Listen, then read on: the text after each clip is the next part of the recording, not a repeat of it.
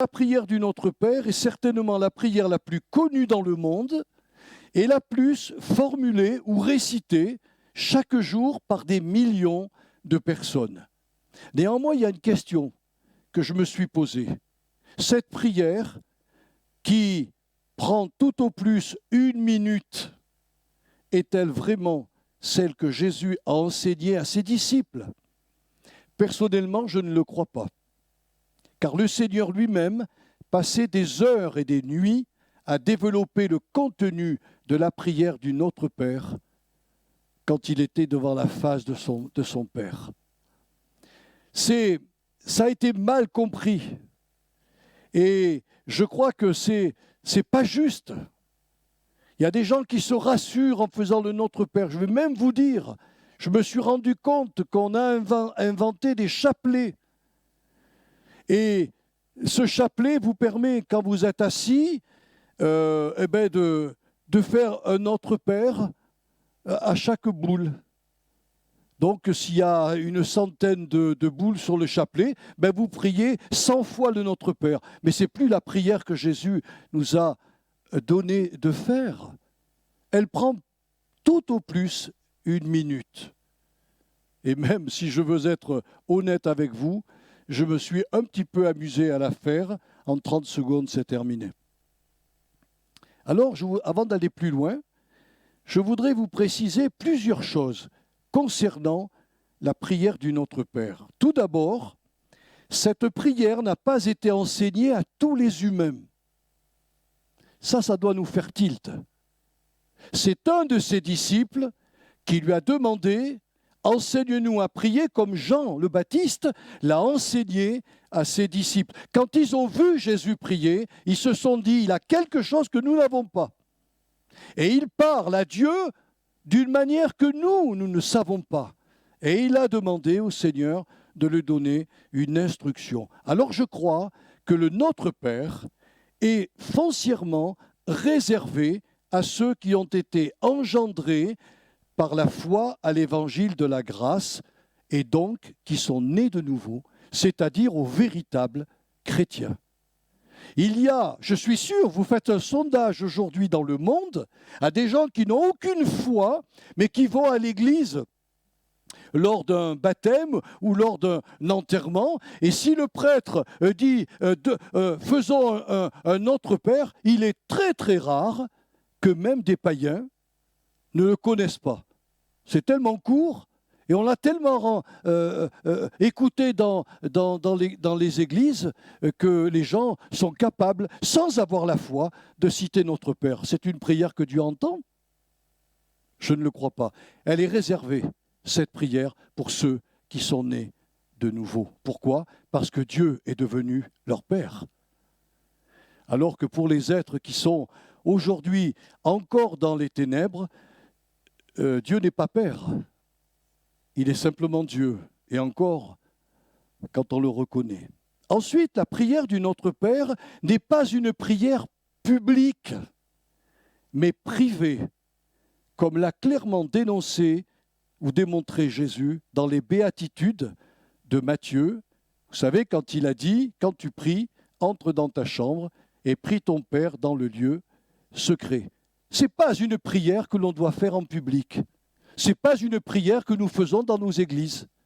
Ce n'est pas que nous ne voulons pas la faire, mais si on veut vraiment prendre le temps de prier cette prière, alors il nous faut passer au moins quelques minutes, voire peut-être une demi-heure ou peut-être plus devant le Seigneur pour avoir l'esprit clairement focalisé sur les éléments de cette prière.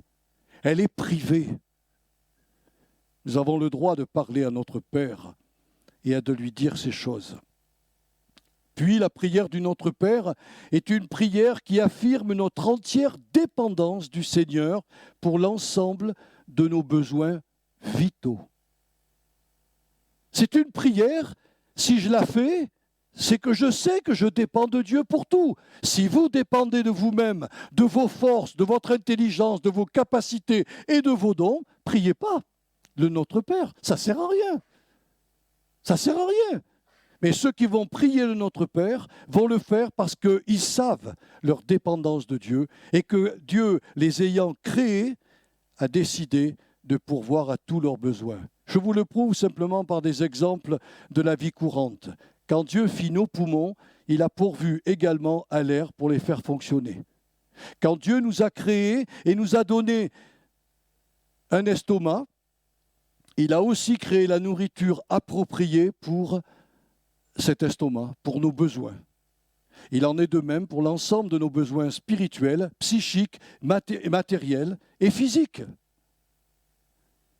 Le théologien Antoine Nuis a écrit que ceux qui pensent qu'il n'est pas très spirituel de s'abaisser à demander des choses aussi basiques que du pain et des vêtements devraient relire ce que l'apôtre a écrit à l'attention de quelques Corinthiens imbus d'eux-mêmes. Voilà le verset qui leur dira dans 1 Corinthiens 4, verset 7. « Qu'as-tu que tu n'aies reçu? Et si tu l'as reçu, pourquoi te glorifies-tu, ou plutôt fais-tu le fier, comme si tu ne l'avais pas reçu ?» Imaginez que ce matin, le Saint-Esprit me recouvre et me donne la force de vous guérir tous. Et que je commence à dire, voilà, vous avez vu, le personnage que je suis, j'ai un don, mais c'est moi qui me suis acquis ce don. Je pense que Dieu me l'enlèverait dans l'instant même, aussitôt. Mais c'est ce que nous faisons souvent, mes frères et sœurs. La nourriture que nous recevons par notre travail, c'est Dieu qui nous permet de la recevoir. Tout ça, c'est une grâce. Tous nos besoins vitaux sont pourvus par Dieu. Besoin de raison d'être, Dieu pourvoit à cela. Besoin d'estime de soi, Dieu y pourvoit. Besoin d'amour, Dieu y pourvoit aussi. Le Seigneur est vraiment merveilleux. Enfin, la prière du Notre Père est une prière altruiste qui cherche à satisfaire en priorité les intérêts divins. Et là, on a les trois, que ton nom soit sanctifié, que ton règne vienne, que ta volonté soit faite sur la terre comme au ciel. Si vous récitez ces trois volontés, mais ça prend 3 secondes. Vous croyez que c'est ça la prière du Notre Père? Non, vous devez vous arrêter sur chaque étape et dire au Esprit Saint, conduis-moi pour bien que je puisse prier mon Dieu selon ce qu'il m'a demandé. Alors elle n'est pas altruiste, on pense en priorité. Oh, excusez-moi de vous le dire et de le répéter, j'ai pas mal voyagé, je suis allé dans beaucoup de communautés et dans certaines églises que je ne vous nommerai pas ce matin parce que je n'ai pas besoin de dénoncer qui que ce soit. Mais j'entends des prières de frères et de sœurs qui pensent à eux, à leur bébé, à leur mari, à leur tante, à leur beau-frère, à leurs cousins, enfin tout ce qui leur appartient. Ici, dans la prière du Notre Père, il n'y a pas une prière pour nous. Pas une. Et vous allez comprendre pourquoi. Parce que si cette prière est vraiment une prière altruiste, non seulement je pense aux intérêts de Dieu, mais je vais penser ensuite aux intérêts de la famille de Dieu. C'est pourquoi, si vous avez fait attention avec moi, cette prière est conjuguée au sujet des besoins de l'Église, conjuguée à la première personne du pluriel. Nous et non pas je. Donne-nous. C'est fou, hein? Donne-nous, Seigneur. C'est-à-dire que quand je fais la prière du Notre Père dans ma vie personnelle et que je pense aux intérêts de Dieu, je pense à vos intérêts, pas aux miens, à vous. Et si vous le faites vous aussi, c'est une prière qui a une puissance incroyable parce que Jésus a dit que ceux qui cherchaient premièrement le royaume de Dieu et sa justice, c'est-à-dire la justice, c'est-à-dire tout ce qui est bon pour le peuple chrétien, eh bien toutes les choses dont nous avons besoin pour la vie courante nous seront données par-dessus. Toute chose dont nous avons besoin nous sera donnée par-dessus. Il semble qu'en nous oubliant nous-mêmes pour nous préoccuper des intérêts du royaume de Dieu et du corps du Christ, Dieu fera en sorte de pourvoir lui-même à l'ensemble de nos besoins vitaux. Mes frères et sœurs, ça peut vous paraître complètement fou, mais c'est comme ça que fonctionnent les lois du royaume de Dieu. Avant, dans le royaume du monde, nous tirons la couverture à nous-mêmes. Regardez aujourd'hui, on a une inflation. On dit que l'huile est en train de manquer. Mais allez dans les magasins, il n'y a plus d'huile. Les gens sont venus en prendre 20 litres, 25 litres. Pourquoi ? Parce que pourvu que moi je me fasse mes frites, le voisin, j'en ai rien à faire. Mais c'est dans le monde qu'on trouve ça. Dans l'Église, on partagera l'huile entre nous s'il venait vraiment avoir une pénurie d'huile. On partagera entre nous, comme ils l'ont fait au tout début de l'Église. Il y avait des gens qui avaient beaucoup de terrains. Ils ont vendu des terrains, ça ne leur servait à rien. Ils ont donné l'argent aux apôtres. Il y en a qui avaient 2 ou 3 maisons. Ils ont vendu leur maison. Ils en ont gardé peut-être une. Et ils ont donné l'argent aux apôtres. Pourquoi faire ? Pour gonfler les apôtres ? Pour qu'ils roulent dans des super bagnoles ? Est-ce que c'est ça l'esprit du Notre Père ? Non, pour qu'ils partagent avec tous les chrétiens malheureux, des gens qui vivaient dans la persécution parce qu'ils étaient devenus chrétiens. Je ne sais pas si on va reconnaître des jours comme ça. Alors ce matin, très rapidement, je vais vous parler des 3 pains de la grâce, parce que je voudrais m'appuyer sur un seul passage. Donne-nous chaque jour notre pain quotidien. Vous allez être surpris, parce que dans cette expression-là, j'ai trouvé 3 pains de la grâce. Pourtant, donne-nous notre pain. On pourrait croire qu'il n'y en a qu'un. Mais vous allez voir, mes frères et sœurs, que quand je demande mon pain quotidien, il y en a 2 autres qui vont suivre derrière. Et j'espère que vous allez comprendre ce que je veux vous dire. Il est important que nous prenions conscience que chaque fois que nous prions notre Père de nous accorder notre pain quotidien, nous ne prions pas seulement pour obtenir ce pain composé de farine mélangé à de l'eau et cuite au four, et qui constitue, vous le savez comme moi, l'élément de base pour des milliards de repas quotidiens. Le pain, c'est principalement ce que l'ensemble du monde, enfin des gens du monde, ont à leur disposition. En fait, le mot pain, artos, en grec, désigne une nourriture adaptée à chacun. Que cette nourriture soit végétarienne ou pas. Les gens oublient une chose, c'est que jusqu'au moment du déluge, eh bien, toute la population mondiale était végétarienne. Vous avez réfléchi à ça ? Mais oui, Dieu avait donné à l'être humain de se nourrir comme les animaux. Bien sûr, de ne pas manger de l'herbe, ce n'est pas le cas, hein, mais de se nourrir des fruits, de se nourrir des légumes. Enfin, ils étaient végétariens. Il n'y a pas un humain jusqu'à Noé qui a tué un animal pour se nourrir. Ce n'est qu'après le déluge que Dieu dira à Noé de joindre à leur pain quotidien de la viande d'animal. Donc le pain quotidien, quand un chrétien qui habite là-bas au Vietnam demande au Seigneur son pain quotidien, il a quand même généralement pas mal de riz sur sa table, parce que ça coûte moins cher, et puis c'est très nourrissant. Voyez-vous, le pain, artos, veut dire cela. Donc, quand vous priez pour votre pain quotidien, évidemment, Dieu ne va pas vous donner de la nourriture végétarienne, à moins que vous soyez végétarien, évidemment. Mais il ne va pas vous donner non plus une nourriture qui est adaptée pour tel et tel pays. Il va vous donner la nourriture que vous mangez, que vous appréciez chez vous. C'est normal. Mais voyez-vous, à cette humble demande, à Dieu de pourvoir à notre nourriture quotidienne, vient s'ajouter également, c'est compris dans le mot artos, tout ce dont nous avons besoin pour l'existence journalière, le vêtement, la santé. À quoi ça sert de manger correctement si je n'ai pas de vêtements et si je suis malade en permanence ? l'argent aussi, l'abri, la liberté, l'amour, l'amitié, la reconnaissance.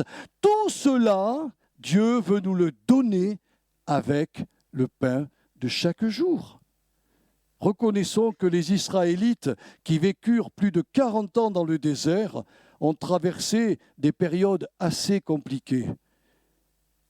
Mais je vous pose une question, si vous connaissez bien votre Bible. Ont-ils manqué de quoi que ce soit? La réponse du chrétien est évidemment non. Pourquoi? Parce que Dieu était présent au milieu d'eux, avec l'arche et avec la nuée. Non seulement ils recevaient chaque matin la dose de manne nécessaire à leur famille, avec parfois de la viande. Mais voyez-vous, mes frères et sœurs, les Israélites n'ont manqué de rien du tout. Ils pourvoyaient non seulement à leur nourriture quotidienne, mais à leur soif. Ils étaient dans le désert.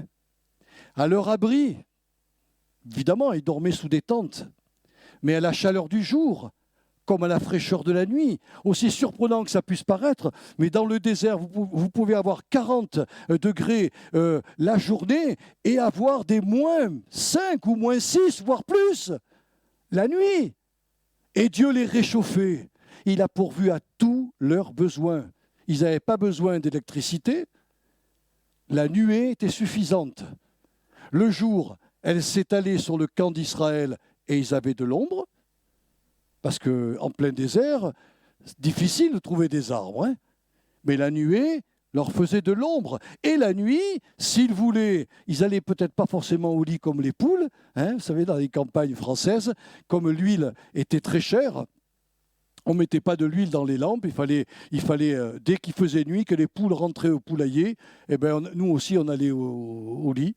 Et puis on se levait à 4 heures du matin ou 4h30. C'était la vie comme ça de nos ancêtres. Aujourd'hui, on a des lampes. On peut se coucher très tôt le matin, très tard le soir. On a les moyens. Mais Dieu, avec la nuée qui éclairait la nuit, permettait aux Israélites peut-être de se promener à la fraîche et de discuter entre eux. Je ne sais pas, je n'étais pas là. Mais en tout cas, il a pourvu même à leur santé, à leurs vêtements et à leurs chaussures. Il y a un passage qui se trouve dans le Deutéronome 8, versets 2 à 4, et 29, verset 5, où il est dit « Ton pied ne s'est pas enflé dans tes chaussures ».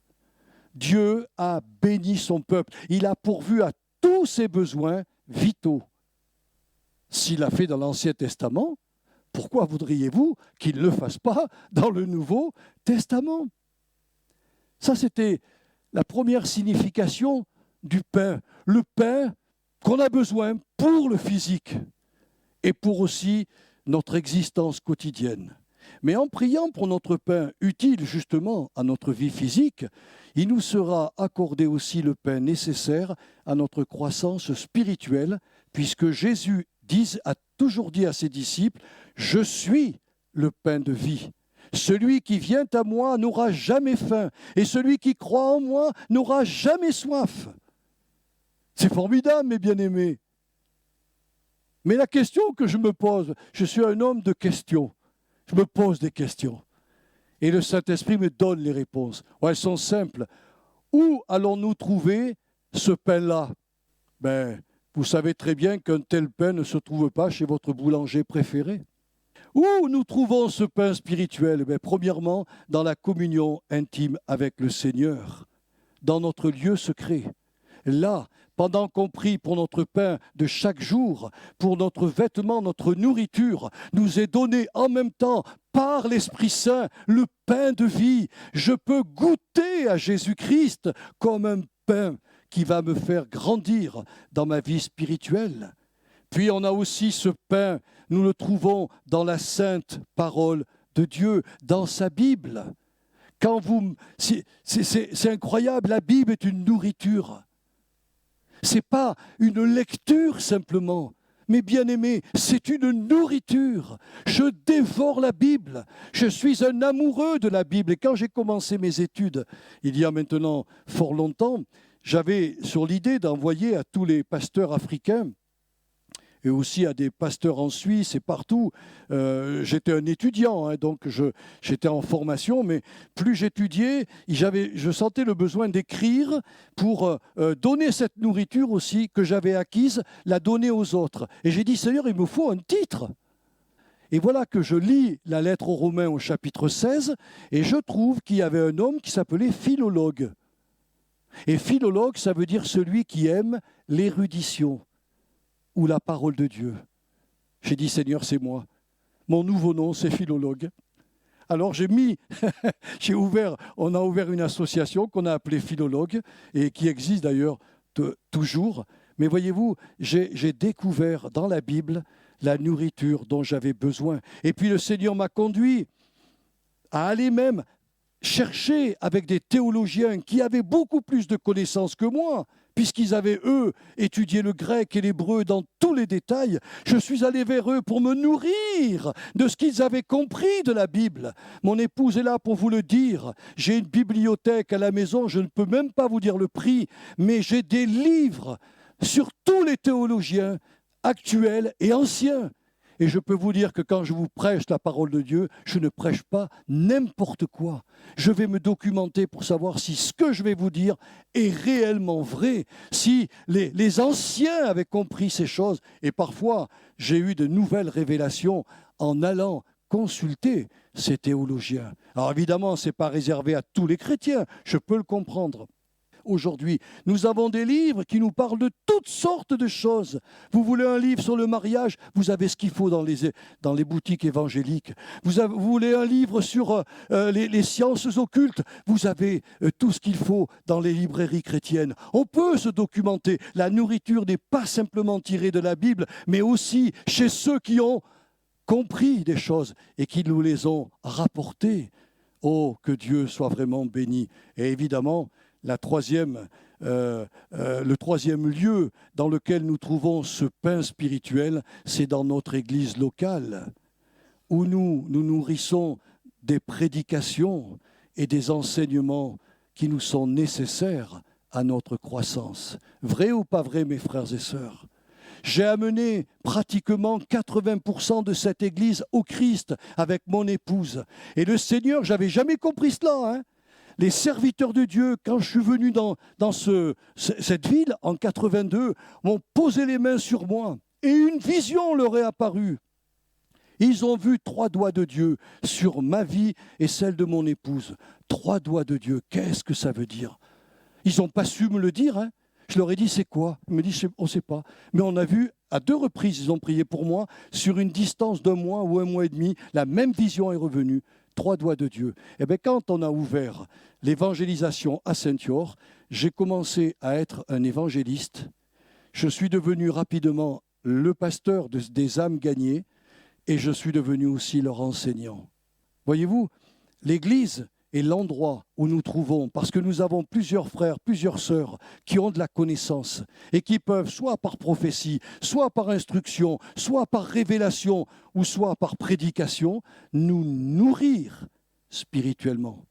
L'apôtre Paul dira, ce n'est pas du lait simplement, c'est de la viande. Il y a certains Corinthiens qui se nourrissaient de lait. Oh, ils avaient toujours besoin de l'ABC de l'Évangile. Et Paul leur dit, mais si vous restez au lait, vous allez avoir des carences. Il nous faut le pain physique, il nous faut le pain spirituel pour que nous devenions des chrétiens très équilibrés. Alors, à ces 2 premiers pains de la grâce divine, en voici un 3e que vous ne pouvez pas connaître et que moi je ne pouvais pas vous prêcher si je n'avais pas été au texte hébreu. Parce que Jésus, quand il nous a parlé là, il parlait en quoi? Il parlait en grec? Non. Il parlait en hébreu ou en araméen. Or, en hébreu, le mot pain se dit l'érem. Et il vient de l'aram. Et l'aram, ça veut dire combattre, livrer bataille et faire la guerre. Ouh! Qu'est-ce que ça veut dire? Ça veut dire que le Seigneur, en donnant le pain physique pour notre corps, en nous donnant le pain spirituel pour notre croissance spirituelle, va déverser aussi en nous un pain spécial que j'appellerai le pain de guerre. Le pain de guerre. Vous savez qu'à l'armée, je n'ai pas fait beaucoup d'armée, j'en ai fait 3 mois. Mais ils nous faisaient se promener, habillés avec. Alors on était tout noir à la figure pour pas que personne nous voie. Mais comme il n'y avait pas d'ennemis, personne ne nous voyait. C'était vraiment. Moi j'avais 17 ans, imaginez-vous. À 17 ans, je me suis dit, ils sont fous. J'avais le barda sur moi, le fusil. Moi, je voulais apprendre la radio, savoir communiquer par la radio. J'étais passionné. Et le gars là-bas m'a dit, tu veux la radio? Eh bien, on va te la mettre sur les épaules. Le TRPP8, c'est pas mal. C'est pas le petit, c'est le gros truc.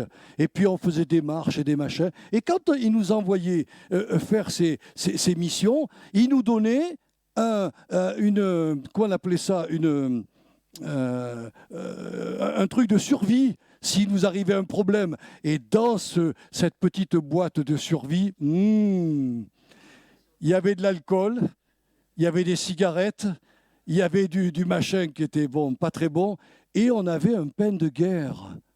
Le pain de guerre, c'était un biscuit. Vous pouvez le jeter dans l'eau, vous le récupérez en bas du ruisseau, il n'a pas bougé. Il ne s'est pas imprégné, il est dur comme ça. Ça s'appelait un pain de guerre. Moi, j'ai eu mon pain de guerre.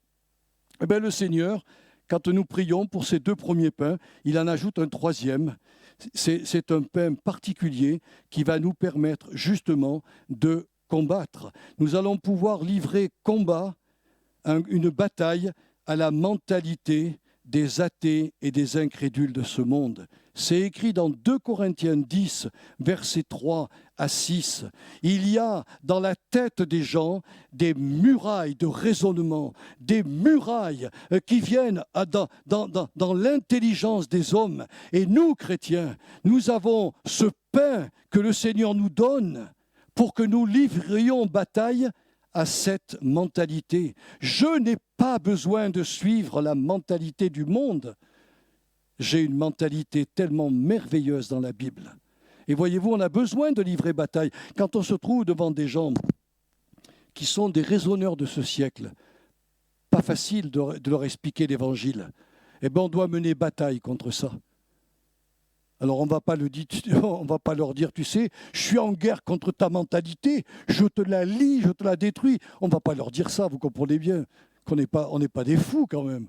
Mais au fond de nous, on va dire, Seigneur, mais tu m'as donné la force, la puissance par le Saint-Esprit. J'ai en moi un pain de guerre qui me permet de contrecarrer la mentalité de ces gens incrédules et athées.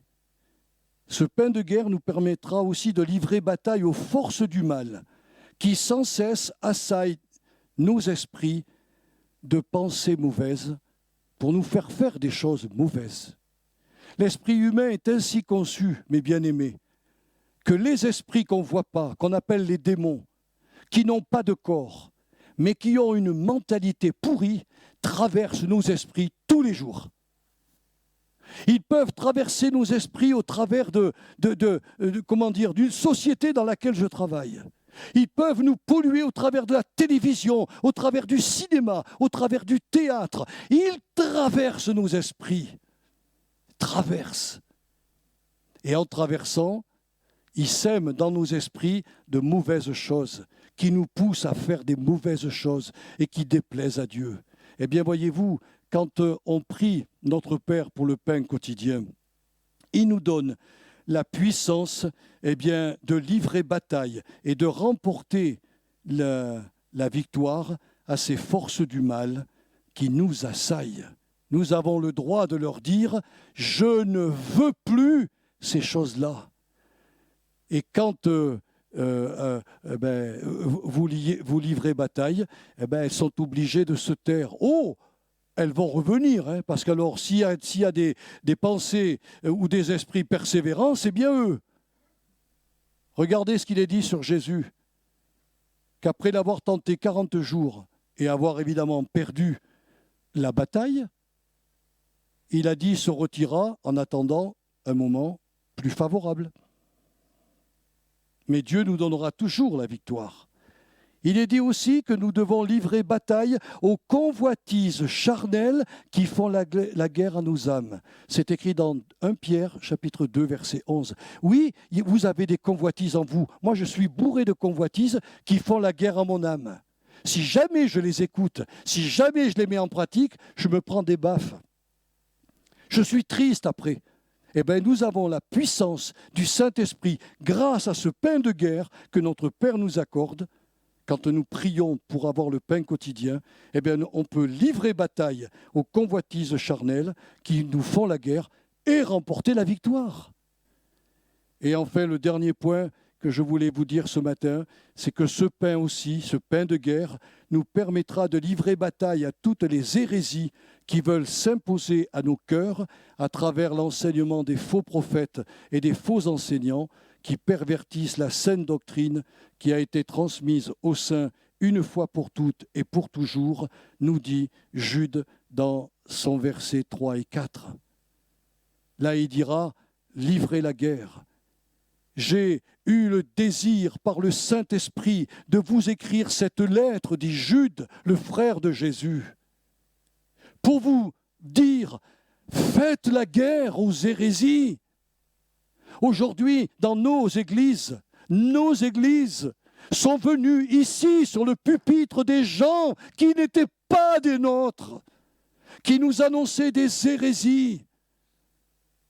Et malheureusement, comme on a soif de voir des choses différentes, alors on se donne. Et je n'accuse pas les chrétiens qui sont séduits, qui sont trompés, parce qu'ils ont soif de connaître quelque chose d'autre. Mais au lieu d'aller devant leur Père pour le réclamer, ils mangent des pains pourris, ils mangent des coloquintes, ils mangent des hérésies qui remettent en cause la véritable doctrine biblique. L'Église a traversé des siècles avec des personnes comme ça. Toutes les déviations de l'Église chrétienne proviennent de personnes qui ont eu des idées, qui ont eu des visions, mais ils n'ont pas été contrôlées avec la Bible. Alors, voilà mes frères et sœurs, quand vous allez prier maintenant pour obtenir votre pain de chaque jour, sachez qu'avec le pain pour la vie physique, il vous donnera aussi tout ce qui est nécessaire à la vie physique. Mais il ajoutera aussi le pain spirituel pour vous faire grandir spirituellement. Et il mettra un troisième pain de la grâce, qui est le pain pour vous permettre de remporter toutes les victoires contre les puissances des ténèbres. Amen. Seigneur, on te remercie et on dit Amen ce matin, parce que tu es un grand Dieu qui nous bénit, que ce message fasse du bien à mes sœurs, à mes frères, à tous ceux qui vont le recevoir et qui vont l'écouter. Oui, Seigneur, quand on prie de notre Père dans l'esprit de cette prière, alors nous comprenons qu'il y a 3 pains de la grâce que tu veux nous accorder, le pain physique, le pain spirituel et le pain pour mener une guerre contre nos ennemis. À toi revienne la gloire ce matin, l'honneur pour la nourriture que tu nous donnes. Béni soit ton Saint-Nom en Jésus-Christ. Amen.